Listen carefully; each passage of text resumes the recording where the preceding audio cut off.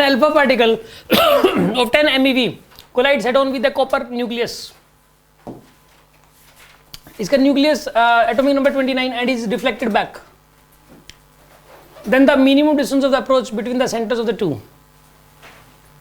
ठीक है, एक यूनिक टाइप का क्वेश्चन है. ठीक है, ये ध्यान से समझो आप. यहाँ पर एक न्यूक्लियस रखा हुआ है कॉपर का. ये कॉपर का न्यूक्लियस है, इसका एटॉमिक नंबर 29 है. ठीक है, मतलब न्यूक्लियस का मतलब इलेक्ट्रॉन्स तो नहीं है. इलेक्ट्रॉन्स नहीं है तो इसके ऊपर प्लस 29 ई का चार्ज है. 29 प्रोटॉन्स हैं. 29 प्रोटॉन्स है तो प्लस 29 ई का चार्ज है. ये तो रेस्ट में स्टेबल है, तो ये जल्दी से न्यूक्लियस तो मूव करते ही नहीं. एक भारी बहुत बड़े पत्थर की तरह होते हैं. इलेक्ट्रॉन जो है या फिर अल्फा पार्टिकल है वो एक छोटी मोटी गेंद की तरह होता है. ठीक है ना. तो आप ये सोचो कि यहाँ पे इसको एक भारी पहाड़ की तरह, बड़े पत्थर की तरह मानो कि बहुत हैवी होता है. और एक अल्फा पार्टिकल है. अल्फा पार्टिकल होता है 2He4. हाँ जी, हीलियम का जो न्यूक्लियस होता है उसको अल्फा पार्टिकल बोलते हैं. अल्फा पार्टिकल अगर कोई बोल दे तो समझ जाना कि सर किसकी बात हो रही है. यहाँ पे 2He4 के न्यूक्लियस की, हीलियम एटम के न्यूक्लियस की बात हो रही है. इसके अंदर 2 प्रोटॉन्स होते हैं और न्यूक्लियस मतलब 2 प्रोटॉन्स होंगे बस और 2 न्यूट्रॉन्स होंगे. तो यहाँ पर इसको फेंक दिया, इसके ऊपर प्लस 2E का चार्ज होता है. प्लस 2E का चार्ज अल्फा पार्टिकल पे. ये बात याद करनी पड़ेगी क्योंकि अल्फा पार्टिकल बार बार आने वाला है. अल्फा पार्टिकल बार बार आएगा तो प्लस 2E का चार्ज इसके ऊपर होता है. और इसको काइनेटिक एनर्जी दी गई 10 MeV की, 10 मेगा इलेक्ट्रॉन वोल्ट या फिर मिलियन इलेक्ट्रॉन वोल्ट की एनर्जी इसको दी गई. ठीक है ना. तो ये इसको फेंका गया. इसके पास काइनेटिक एनर्जी थी, गैप बहुत ज़्यादा था इनके बीच का, और स्पीड घटते घटते घटते घटते क्या होगी इसकी, यहाँ पे 0 होगी इसकी स्पीड. ठीक है ना. पहले इनफाइनाइट डिस्टेंस थी और फिर स्पीड घटते घटते 0 होगी. मिनिमम डिस्टेंस ऑफ अप्रोच, ये जो मिनिमम डिस्टेंस रह जाएगी ना इनके बीच की, ये जब इसकी स्पीड 0 होगी उस टाइम इन दोनों के बीच की जो मिनिमम डिस्टेंस होगी उसको बोलते हैं मिनिमम डिस्टेंस ऑफ अप्रोच. ठीक है, ये इसके नज़दीक आगे वापस चला जाएगा क्योंकि ना इलेक्ट्रिक फोर्स बढ़ता जा रहा है. ये इस पर पॉजिटिव चार्ज है, इस पर भी पॉजिटिव चार्ज है. पॉजिटिव चार्ज रिपेल करेंगे इसमें, तो ये तो वहीं का वहीं रहेगा. बहुत भारी है, ये तो वहीं का वहीं रहना है. तो स्पीड तो इसकी कम होएगी यहाँ पे क्योंकि ये बोतल का फुल्का है. तो स्पीड इसकी कम होते होते कम क्यों हो रही, क्योंकि इलेक्ट्रिक फोर्स इधर लग रहा है. और इस जितना नज़दीक जा रहा है इलेक्ट्रिक फोर्स उतना ही ज़्यादा लग रहा है. ये अपने पास तो आने भी नहीं देगा क्योंकि पास आते आते तो इलेक्ट्रिक फोर्स इनफाइनाइट हो जाएगा. तो इसको ज़्यादा स्पीड से फेंकोगे, बहुत ज़्यादा काइनेटिक एनर्जी फेंको तो मिनिमम डिस्टेंस ऑफ अप्रोच और कम आ जाएगी इसमें, और ज़्यादा फेंकोगे तो और कम आ जाएगी. लेकिन इसे कभी टकरा नहीं पाएगा. ठीक है. तो ये कभी ना कभी ये जब 10 MeV की एनर्जी दी गई है तो स्पीड घटते घटते 0 होगी और ये मिनिमम डिस्टेंस बच जाएगी इनके बीच की. अब आपको ये बताना है कि इस मिनिमम डिस्टेंस की वैल्यू कितनी हो जाएगी. What is the value of minimum distance. इसको करने के लिए आप एक काम करो, इसको अगर करना चाह रहे हो तो एनर्जी कंजर्वेशन लगाओगे. अगर एग्जाम के अंदर ऐसा क्वेश्चन आ जाए ना, मिनिमम डिस्टेंस ऑफ अप्रोच, ये वाला वर्ड आ जाए, जो कि आ सकता है.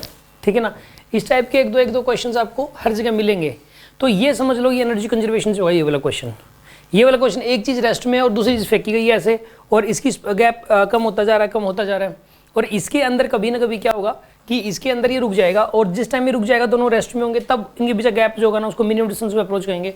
आप एक काम करो, पूरे सिस्टम की म्यूचुअल पोटेंशियल लिखो. जब ये A पोजीशन पे था और जब ये B पोजीशन पे आया तब की म्यूचुअल पोटेंशियल लिखो. ठीक है ना. और म्यूचुअल नहीं, एनर्जी कंजर्वेशन लगाओ. Kinetic energy plus potential, mechanical energy initial. देखो सुनो, आप करते हैं इसको करना है ना. तो mechanical energy initial is equals to mechanical energy final. अब यहां पे लिखोगे आप kinetic energy initial plus potential initial is equals to kinetic energy final plus में potential energy final. Kinetic energy initial क्या होगी बताइए इसकी. पहले तो इसके पास 10 MeV थी, 10 MeV थी. तो यार देखो पता है क्या, ऐसा ही में ही चलेगा क्वेश्चन. तो सारे ऑप्शंस देखो ये मीटर में दे रखे हैं और मीटर से सेंटीमीटर बदलना बहुत आसान है. तो आप ऐसा ही में करके चलोगे. MeV को कन्वर्ट करना पड़ेगा आपको. M लिखा हुआ है तो 10⁻⁻6 से मल्टीप्लाई कर दो, और EV लिखा हुआ है तो 1.6 × 10⁻⁻19 से मल्टीप्लाई कर दो. पोटेंशियल एनर्जी ये इनफाइनाइट डिस्टेंस पे दे तो पोटेंशियल 0 थी. ये एक दूसरे से इनफाइनाइट डिस्टेंस पे दे तो पोटेंशियल 0 थी. जब ये इसके नज़दीक आ गया तो यहाँ पर ये तो रुक ही गया. यहाँ पे रुक गया तो काइनेटिक एनर्जी क्या होगी इसकी 0 plus potential energy. Potential energy कितनी हो जाएगी इसकी बताइए आप. पोटेंशियल एनर्जी हो जाएगी इस केस के अंदर K/Q1 Q2/R. K चार्ज कितना है इस पर 2E, Q2 कितना है 29E बाई में R. R का मतलब है R0. और K की वैल्यू पता ही है, E की वैल्यू आपको पता ही है.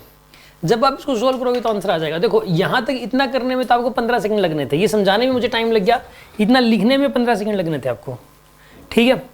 अब इसके अंदर आप मेन जो टाइम लगेगा अब इस कैलकुलेशन में लगेगा, असली टाइम तो कैलकुलेशन में लगना है।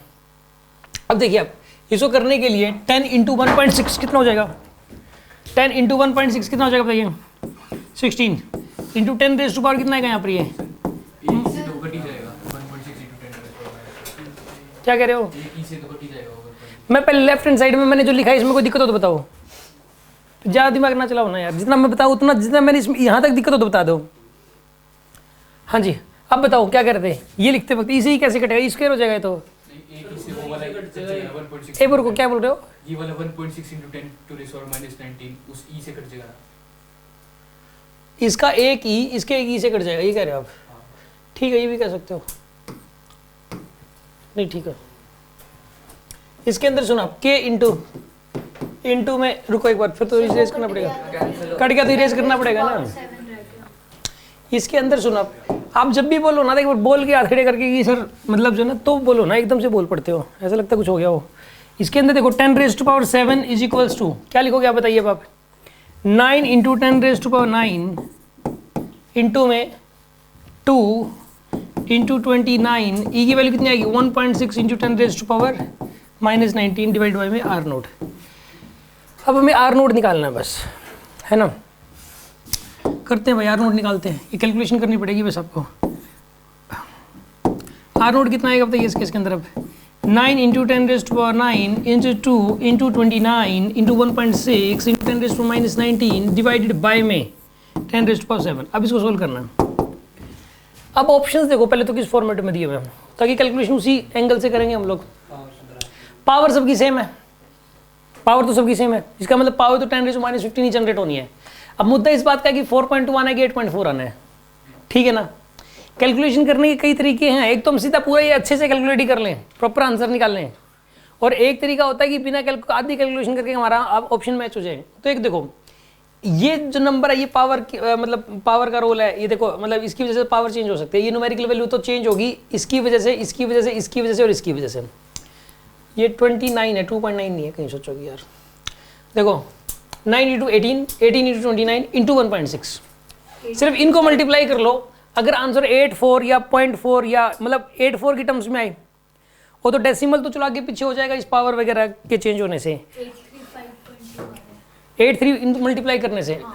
ये आपने भी तो कैलकुलेटर से ही कर लिया, वहाँ पे तो सोल्व करने में टाइम लगेगा ही, और कोई ऑप्शन है नहीं, टाइम लगेगा पेपर में। तो ये क्वेश्चन एक अच्छा क्वेश्चन नहीं हो सकता, क्योंकि कैलकुलेशन की वजह से एग्जाम के अंदर ऐसे क्वेश्चंस कम आते हैं। इसके अंदर कैलकुलेशन की वजह से इसके अंदर थोड़ा टाइम तो लगेगा आपको, तो आंसर कितना आना चाहिए फिर।